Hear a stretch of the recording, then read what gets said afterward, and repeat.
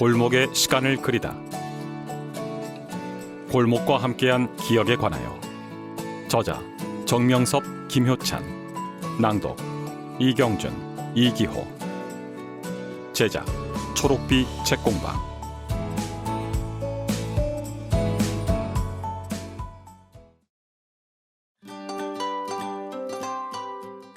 프롤로그.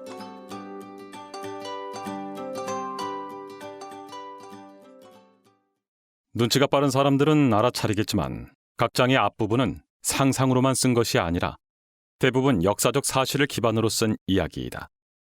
소공동과 명동의 화교촌에 관한 첫 번째 이야기 마굴은 일제강점기에 발행되었던 별공곤이라는 잡지에 실린 기사를 참조하여 창작한 것이고, 광장시장에 관한 두 번째 이야기 나의 추억은 박승직 상점의 창업주인 박승직이 실제로 신문 인터뷰를 했던 내용을 토대로 만들었으며, 세 번째 해방촌 이야기 해방촌의 아이에 등장하는 호섭이 친구 해옥네 가족은 영화 오발탄에 등장하는 바로 그 가족이다. 세운상가에 관한 네 번째 이야기 꽃 대신 나비에서 나오는 박서방은 영화 박서방에 등장하는 박서방이다. 세운상가를 만들기 위해 종삼을 일주일 만에 없앤 것은 워낙 잘 알려져 있지만 당사자들의 심정에 대해서는 알려진 바가 없다. 그래서 가상의 인물인 외파리 황씨를 함께 등장시켜 그들 입장에서 바라본 세운상가를 이야기해봤다.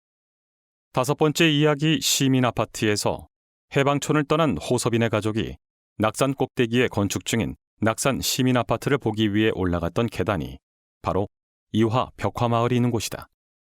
같은 시기에 지어진 와우 시민아파트는 붕괴 사고로 큰 인명피해를 보았다. 군대를 제대하고 이런저런 일을 하던 호섭이가 일을 배우려고 간 충무로 인쇄 골목에 관한 여섯 번째 이야기인 국내 최대 인쇄촌 역시 1984년 6월 16일자 매일경제신문에 난 기사를 토대로 상상한 것이다. 기사에서는 을지로 2가 장교동 일대에 있던 인쇄업체들이 충무로 일대로 이전했다고 소개했다.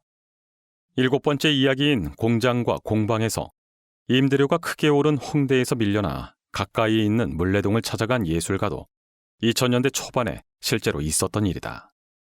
여덟 번째 이야기 축구공은 청계천에서 밀려난 노점상들이 축구공처럼 이리저리 차이다가 아름아름 찾아오면서부터 동묘 벼룩시장이 생성된 사실을 모티브로 잡았다. 우리가 축구공이냐? 라는 불만은 실제로 노점상들이 서울시를 향해 내뱉은 불만이다. 아홉 번째 이야기 인터뷰는 라키 거리에 오가는 노인들을 인터뷰했던 것을 기초로 창작했다. 마지막 열 번째 이야기 열차와 참새에 등장하는 두 작가는 나와 내 스승님을 모델로 피막길에서 만나 술잔을 기울이던 추억을 소환했다. 상상으로만 채워도 될 부분에 역사적 사실을 가미한 것은 골목길을 제대로 이야기하기 위해서다. 그동안 옛 골목들이 개발의 열풍으로 대부분이 사라졌으리라 여겨왔다.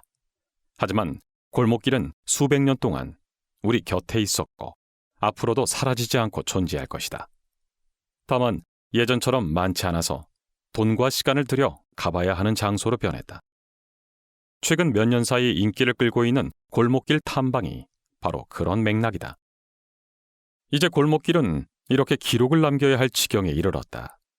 성공과 발전을 향한 우리의 성급한 발걸음이 묵묵히 곁을 지켜주던 친구 같은 골목길을 사라지게 만든 것은 아닌지, 역사적 유물이나 특별한 기억이 있는 장소가 아닌 골목길을 굳이 탐방하는 이유도 바로 여기에 있다.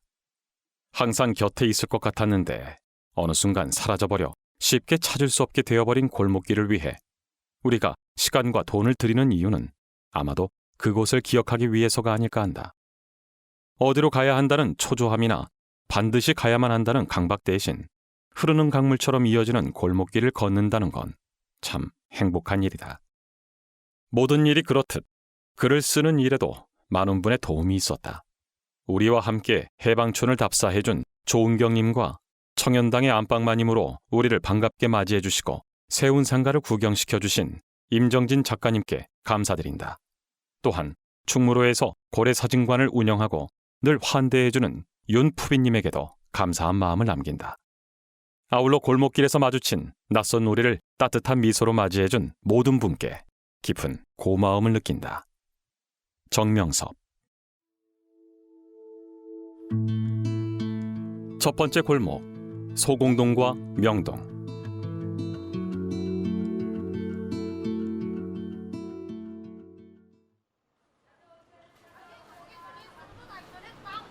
마굴. 어우, 냄새. 현 소공동의 일제강점기 명칭인 장곡천정의 중국인 거주지를 지나던 정수일 기자가 대놓고 얼굴을 찌푸리자 옆에서 걷던 류경호 기자가 핀잔을 줬다. 감기라서 코가 막혔다고 하지 않았습니까? 그래도 저 냄새는 맡을 수 있지. 아마 백리 밖까지 퍼질걸. 아예 중절모를 벗어 부채처럼 붙이는 정수일 기자의 모습에 류경호 기자가 고개를 절레절레 흔들었다. 얼굴을 찡그린 정수일 기자가 코를 킁킁거리며 말을 이었다. 정동 골목을 지날 때는 버터 냄새가 코를 찌르는데 여기 오니까 청요리에 쓰는 돼지기름 냄새가 물씬 풍기네. 여긴 언제부터 중국인들이 모여서 살았을까? 대한제국 때부터였나?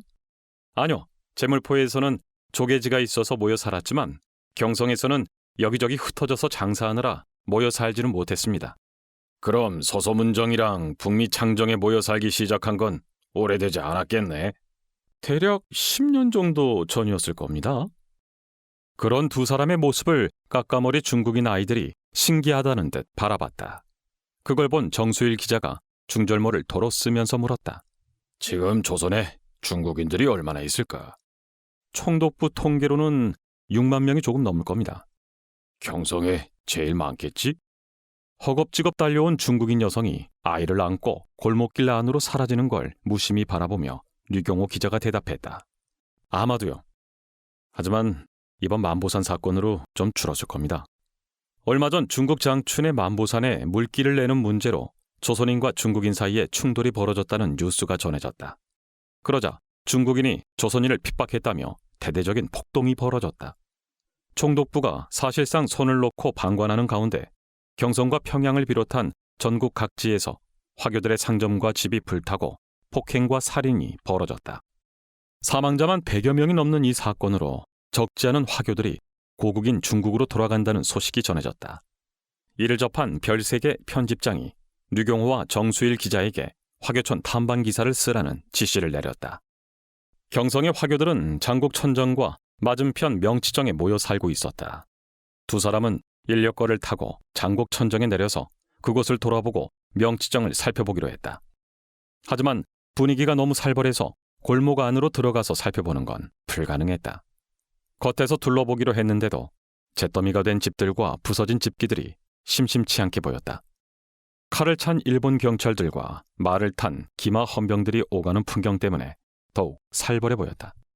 조금 전까지 더럽다고 투덜거리던 정수일 기자가 그 모습을 보고 한숨을 쉬었다. 에휴, 결과적으로 오보였잖아. 그렇죠. 일본 영사관이 왜곡한 걸 신문사에서 그대로 받아 써버린 겁니다. 류경호 기자의 대답에 정수일 기자가 우울한 표정을 지었다. 내 생각에는 말이야. 누군가 일부러 분위기를 조장했고 우리가 거기에 휩쓸린 것 같아. 그 누군가가 누구인지 명확히 알고 있던 류경호 기자가 고개를 끄덕였다. 이야기를 주고받으며 큰 길을 걷다 보니 조선은행에 다다랐다. 구라파의 성체처럼 생긴 튼튼한 조선은행 주변을 일본 경찰들이 빈틈없이 둘러싸고 있었다. 그걸 본 류경호와 정수일 기자가 서로를 바라보며 쓴웃음을 지었다. 그 옆을 지나가던 조선인들이 만보산 사건을 얘기하고 있었다. 그들은 고개를 들어 조선은행 뒤편 화교촌을 보더니 한마디씩 했다. 홀랑 타버렸군.